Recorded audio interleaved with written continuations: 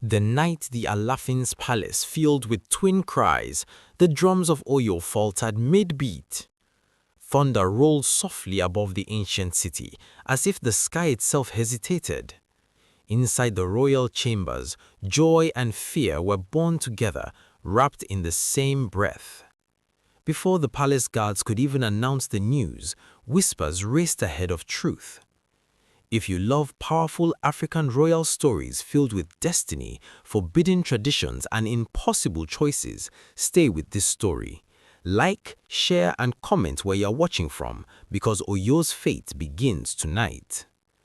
The Alaafin stood frozen as his wife lay exhausted, two infants resting on her chest. Twins. Sacred to some, cursed to others. In Oyo, twins were not just children, they were a question the gods demanded an answer to. Memories of old laws echoed in the king's mind, laws older than his crown, laws that said balance must be restored when twins arrived, no matter the cost. Yet, as one tiny hand curled around his finger, the law suddenly felt cruel. Outside, the palace elders gathered quietly, their faces unreadable beneath flickering torchlight. They already knew what tradition demanded, and deep within the Alaafin's heart, a dangerous truth began to rise.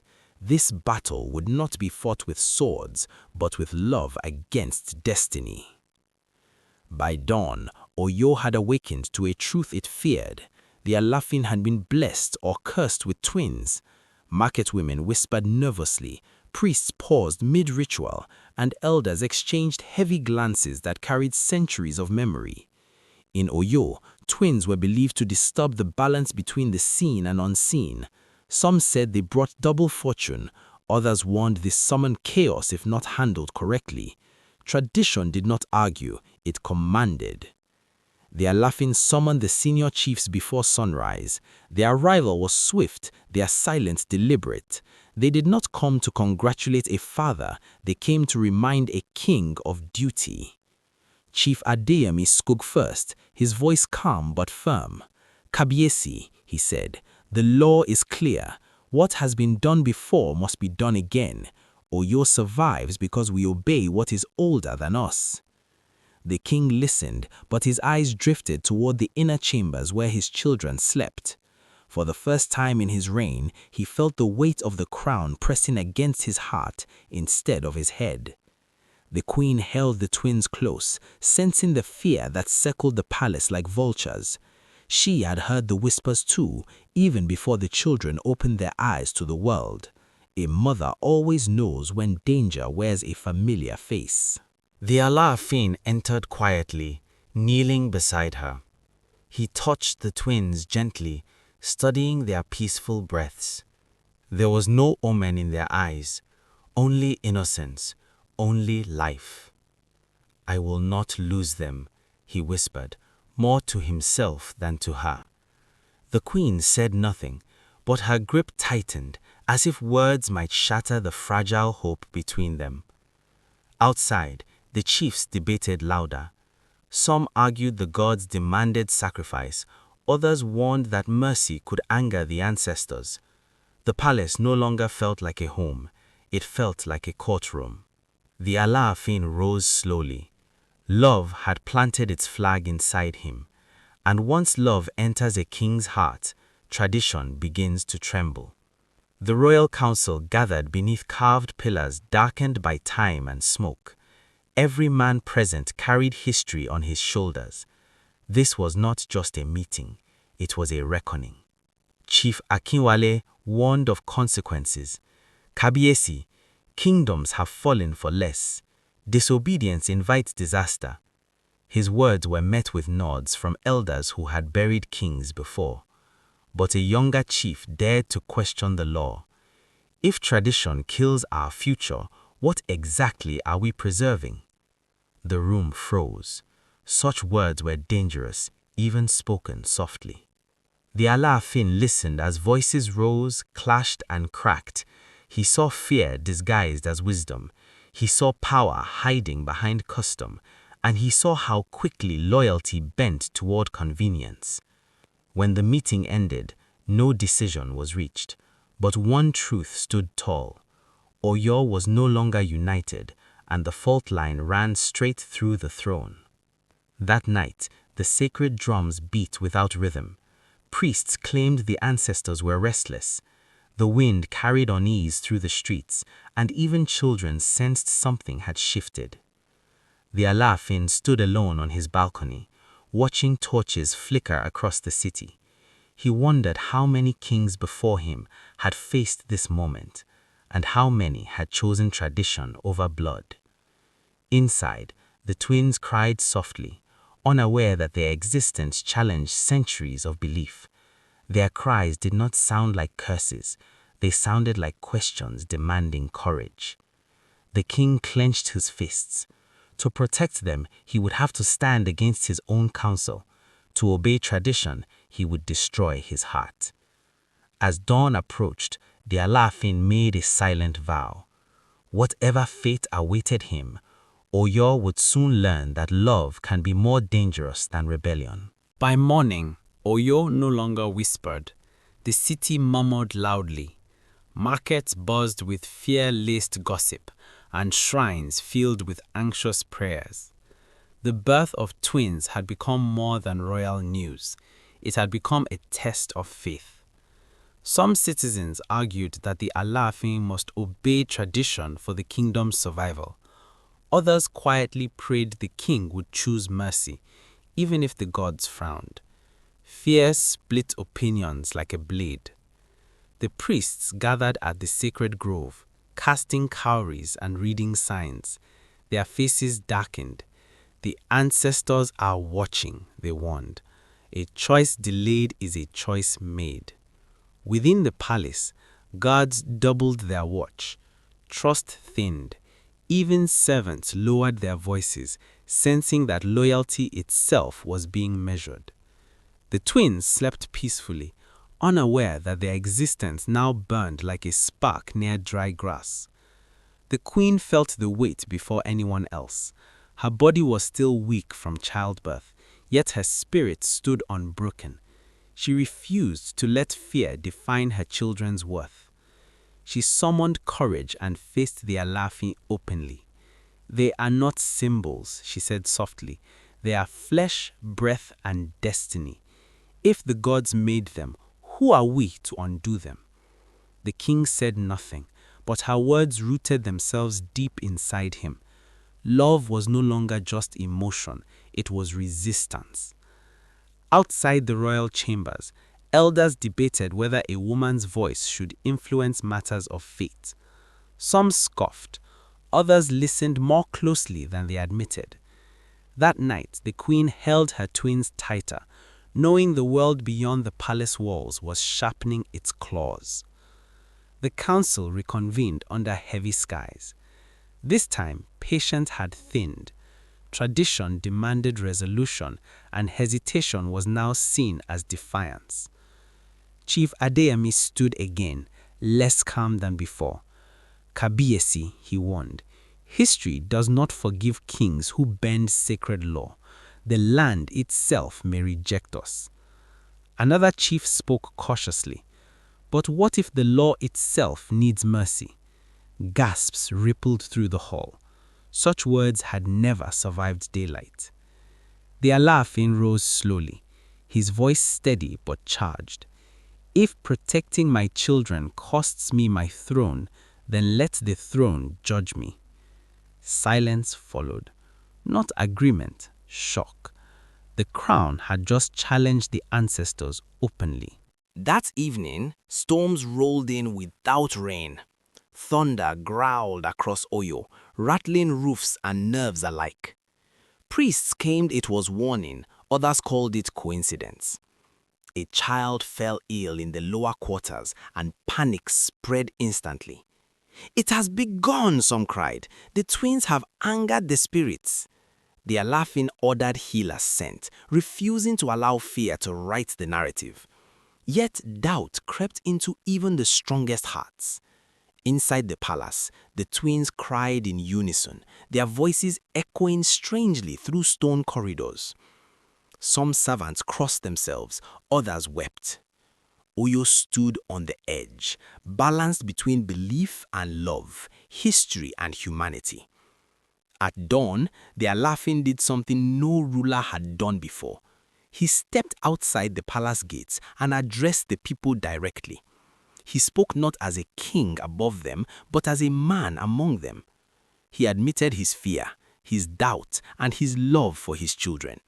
Truth flowed where command once ruled. If tradition demands blood, he said, then let it take mine first. The crowd gasped, some bowed, others trembled. The drums did not beat in response. For the first time, Oyo waited, unsure whether destiny would answer with mercy or fire. The council chamber filled before sunrise, thick with tension and old authority. Chiefs sat in silence, their faces carved from certainty. To them, this matter was already decided. They reminded the Alaafin of stories older than his crown, kingdoms ruined, reigns withheld, bloodlines cursed. Twins, they said, had always demanded sacrifice. Mercy had never saved Oyo before. The Alaafin listened without interruption, though each word pressed against his chest. He knew these men were not cruel by nature. They were loyal to history, to fear, to order.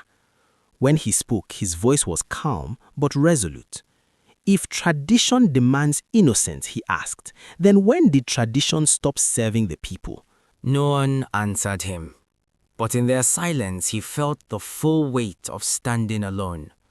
The twins were presented to the palace priests at dawn, wrapped in white cloth and innocence.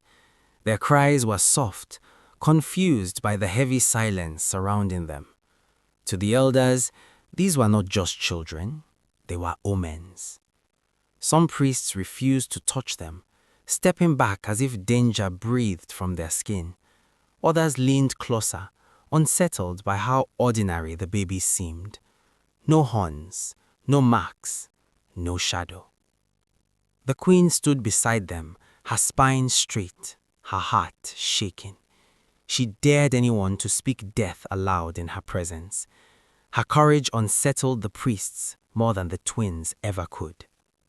Sacred verses were whispered, cowries were cast, the spirits were questioned again and again, but the answers came unclear, fractured, divided. That uncertainty terrified the council. A cause they could fight, but doubt was far more dangerous. Word spread through Oyo that even the priests disagreed. Shrines echoed with conflicting interpretations, and dreams carried different warnings depending on who dreamed them. Faith, once solid, began to crack. Some claimed the twins were sacred protectors. Others insisted they were vessels of imbalance waiting to awaken disaster. No one could agree, and the gods remained silent. The people grew restless. Mothers pulled children closer. Fathers argued in marketplaces. Tradition, once clear, now felt uncertain. The Alaafin watched helplessly as belief split his kingdom into pieces. He had challenged tradition, but now tradition was tearing itself apart, and in that chaos, fear found room to grow. That night, the Alaafin sat alone with his children. The palace was quiet, yet his thoughts thundered. He studied their breathing, their fragile hands, their unburdened sleep. "I am your shield," he whispered, unsure if he spoke as king or father. He felt the weight of a crown that demanded blood from innocence. Memories of past kings flooded him. Men praised for obedience, not mercy. Men remembered for sacrifice, not love. None had asked whether tradition could be wrong. He realized then that leadership without compassion was just cruelty with ceremony. And that truth hurt more than rebellion ever could. By dawn, his heart had chosen, even if his kingdom had not. The sacred grove was sealed at dawn, guarded by priests whose faces revealed nothing. Drums beat slowly, not in celebration but in warning. Word had spread. This was no ordinary ritual. The high priest spoke of imbalance, of spirits unsettled by the twins' continued breath. He warned that the gods were patient but never forgiving. Oyo, he said, stood at the edge of consequence. The Alaafin listened, standing barefoot upon the earth of his ancestors. He did not interrupt, but his eyes never wavered. When fear finished speaking, truth followed. If the gods demand blood, he said quietly, then let them first explain why they placed these children in my arms. Murmurs rippled through the grove like disturbed water. For the first time in generations, doubt entered sacred ground. Not rebellion, but a question. And questions, the elders knew, were more dangerous than defiance. That night, Oyo did not sleep. Lamps burned low in compounds, and mothers held their children closer. Even the wind seemed unsure which way to blow. The twins lay peacefully beside their mother, unaware of the storm their existence had stirred. Their breathing was soft, steady, innocent. The Alaafin sat nearby, watching them like a man guarding fragile fire. Outside the palace, elders whispered among themselves. Some feared the gods, others feared the king's defiance even more. Tradition had never been challenged this openly before. Deep within the shrine, priests cast divination shells again and again. The signs were unclear, twisted like a path split by fog. Confusion unsettled even the most confident among them. And as the moon climbed higher, one truth became clear. Whatever dawn brought, Oyo would never be the same again. At first light, thunder rolled without rain. The people gathered in silence, waiting for disaster. Many believed punishment would fall immediately, but nothing happened. No lightning struck the palace, no sickness spread. The earth remained calm beneath their feet. The priests grew uneasy. This was not how curses behaved. The gods were either silent or choosing another language. The Alaafin stepped forward and addressed the crowd. He spoke not with anger, but with humility. Perhaps, he said, the gods were testing wisdom, not obedience. For the first time, the people considered something dangerous. What if the gods were not offended, but watching? The council met again, but unity was gone. Some chiefs still demanded blood, clinging tightly to ancient law. Others hesitated, shaken by the gods' silence. Arguments filled the hall like smoke. Voices rose, accusations followed. Fear disguised itself as righteousness. The Alaafin listened until the noise exhausted itself. Then he stood, his presence restoring order without force. He reminded them that tradition was meant to protect life, not destroy it. He proposed a new path, raised the twins in secrecy, away from public eyes, until the gods' will became clearer. It was compromise, not rebellion. Reluctantly, the council agreed, not out of courage, but because fear no longer knew which side to stand on. The twins grew quietly beyond the city walls, hidden among trusted caretakers. They laughed often, learned quickly, and showed unusual calm. The land around them seemed to flourish. Years passed and stories began to circulate. Crops thrived where the twins walked. Illness retreated from villages they visited. Whispers followed their footsteps. The people began to wonder if the twins were cursed or chosen. Fear slowly transformed into awe. Reverence replaced dread. The Alaafin visited them often, not as a king, but as a father. In their smiles he found peace he never knew he lacked. Destiny, it seemed, had rewritten the old script, and Oyo was learning to read it.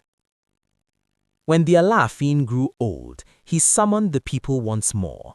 His voice was softer now, but his words carried weight and through sacrifice. He spoke of love, fear, and the courage to choose differently. He declared that the twins would return openly, no longer hidden. Oyo would no longer fear its own blessings. The crowd listened, tears flowing freely. The elders bowed, not just to the throne, but to wisdom. The people cheered, not for tradition broken, but for life preserved. And so, the story of the Alaafin's twin dilemma became legend. A reminder that the bravest kings are not those who obey blindly, but those who dare to love. If this story has moved you, take a moment to like, subscribe, and share. Tell us where you're watching from, Nigeria, UK, US, Canada, so these African stories can reach more hearts around the world.